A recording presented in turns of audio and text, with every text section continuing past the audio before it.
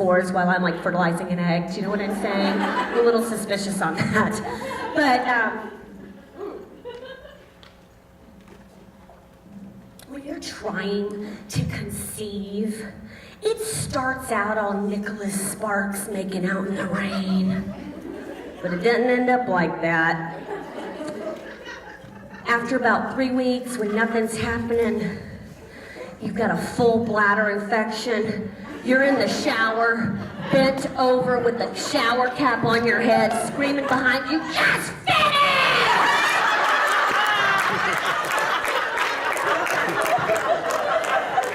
And he's like, "I can't do this with you crying." "Oh yeah, like that's ever stopped you before. Take one for the game." Every month, y'all, we ended up back in that shower. It's so bad now, John needs the water running to get a boner.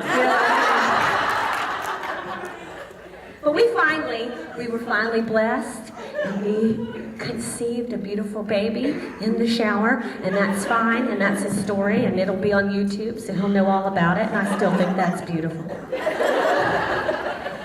But people always ask you with your first baby, what are you hoping for? And you know what? We really talked about it, and we decided that we're hoping for an Asian. Okay, before you start judging, here's the facts. About 1 in 4 babies in the world is Asian, so our odds are really good. And his daddy's a grunt, and I tell fart jokes for a living, people, okay? So we need some brains in the family. You know what I'm talking about?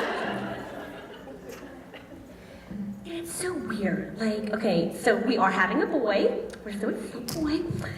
And so, but what's so weird that I didn't know that when you're first pregnant, like, your body is everybody's business. Did you guys go through this? And it's, okay, so I live in LA, so people are like really into their opinions, and it's like there's so many things like breastfeeding or formula, vaginal birth or C-section. I'm like, ah!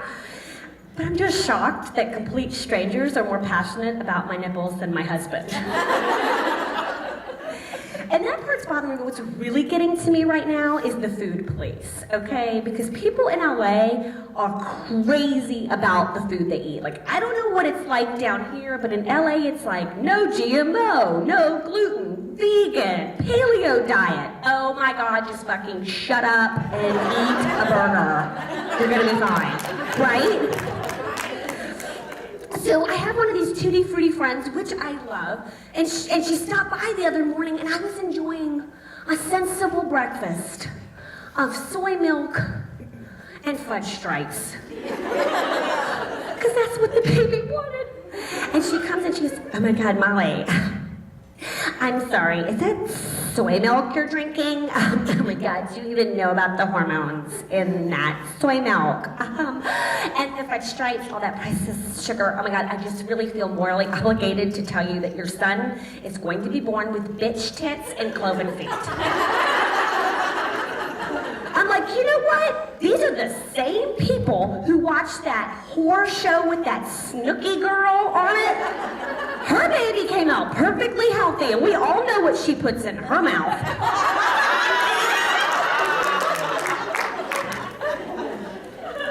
Does this Keebler elf look like he's gonna hurt me?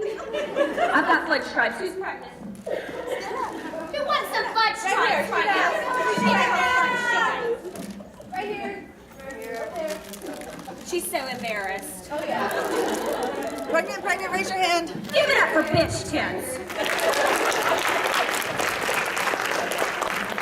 Who knew that fudge stripes and soy milk was the new Bud Light and Marlboro Reds when you're pregnant? Am I right? Holy shit. Chill out. Okay, so we're not telling anybody what we're naming the baby. We can't. I'm going to tell you why. You would be surprised how many people got their ass kicked by a guy named George or got dumped on prom night by a girl named Michelle. Everybody has opinions about names. Like the other day I said to someone, oh, well, you know, if it's a girl, we're really considering the name Sarah. He freaked out on me. You can't name her Sarah. My ex-wife was Sarah. She was a cheating bitch. You want your baby to be a cheating bitch? No, I guess I don't want my baby to be a cheating bitch. Thanks. That's my aunt's name, but no, really. cool. Now, I get it. I get it about the names. Names are important, and we all know that people have gotten a lot of control with names. And growing up with a name like Molly, it wasn't easy, because 9 times out of 10, when I meet someone and I tell them my name is Molly, they say, oh my God, I have a dog named Molly. What am I supposed to say about that? What a coincidence. I'm a bitch, too.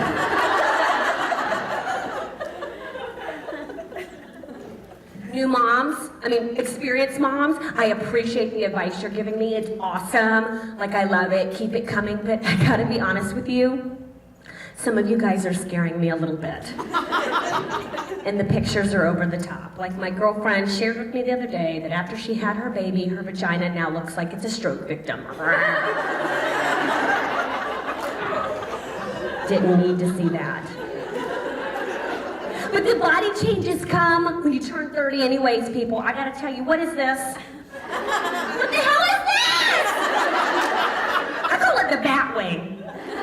I do yoga 3 times a week and I still have this. And here's the deal, it's not just affecting me, it's affecting others, okay? Because our friends invited us to Disney.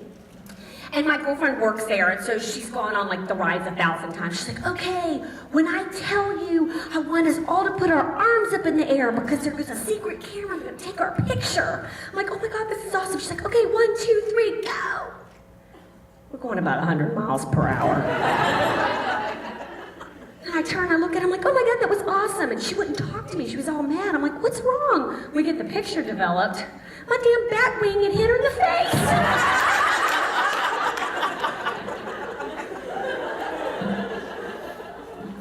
My husband used to greet me every morning with, good morning, sweetheart, I love you. The other morning he goes, good morning, oh my God, your nipples are huge. What are these varicose veins? What is happening to my legs? The back of my legs look like I've been in a paintball fight. What the fuck is that? Like, totally the worst. Okay, and let's talk about it. Look at my pants. Do you see this? Do you see how high my pants are? You guys, if I were to fart right now, it would have nowhere to go. It'd either go up my back or out my leg or I'd hit somebody. I can assure you that pregnancy farts are more toxic to the baby than the soy milk, okay? My husband has been so awesome. He is like such a trooper. He's come to all my doctor's appointments and everything. And he's even helping around the house, but sometimes I'm like, ugh. Like the other day, he's helping me fold laundry. And he pulls out a pair of underwear that's like giant. It's like hip bone to hip bone, belly button to knee. And he's like, oh my God, Molly, I think your mom left a pair of your underwear here. I'm like, shut up, you're mine! He's come a long way. This is the guy that when I first married him, called me from the commissary and said, sweetheart, did you want the tampons with wings? He still doesn't know why that joke's funny. This may explain a few things. I married a United States Marine Corps grunt. Anyone else? There we go.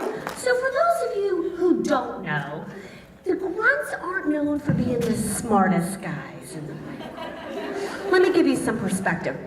My husband can carry a 100-pound pack on his back for 20 miles, but can't carry a bag of groceries from the car to the kitchen. He knows the Marine Corps' birthday, but he can't remember mine.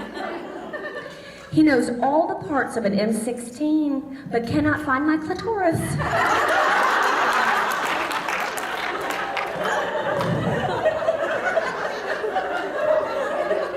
Now, my girlfriend, she's married to a Jag. And she's like, Molly, I don't understand it. You're married to a grunt. That's so hot. He like PTs every day, and it's not just golf. That was a jab at the Pogues. Okay. Talk to a guy, he'll explain to you.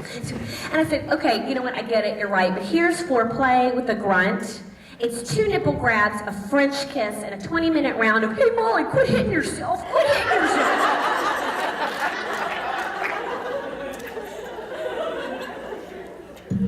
He seduced me on our first date with all his random statistics about the Marine Corps. But when I tell you the things that he said to get me to marry him, you're to think he should have been in recruiting. Like, Molly, you can have as many babies as you want because it's free. And you can have all the closet space because I wear the same thing every day. And sweetheart, I will never get on your nerves because I will always be gone. But it wasn't until he explained to me what BAH and separation pay was, then we eloped that weekend.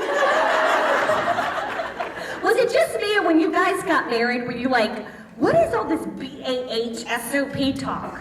I'm like, all right, now look, are you really that important that you just can't say it out all the way? Because if you don't tell me what these things mean, I make up my own meanings. Try it, it's fun. PCS, pretty crappy situation. BAH, broke-ass homeowner. And I don't know what all this fuss was in the news a little while back about gays in the military, because my husband called me after we've been married for a week and he said, sweetheart, I'm gonna be late for dinner because me and the guys are going on a 20-mile hump.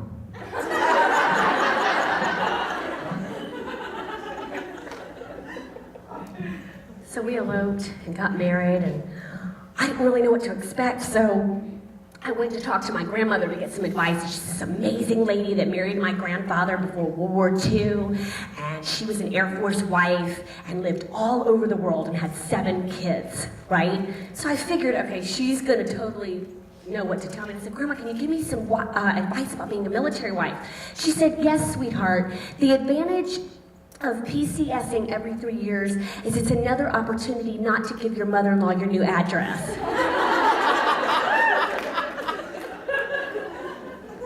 And she said, sweetheart, be careful about TRICARE. They don't try, and they don't care.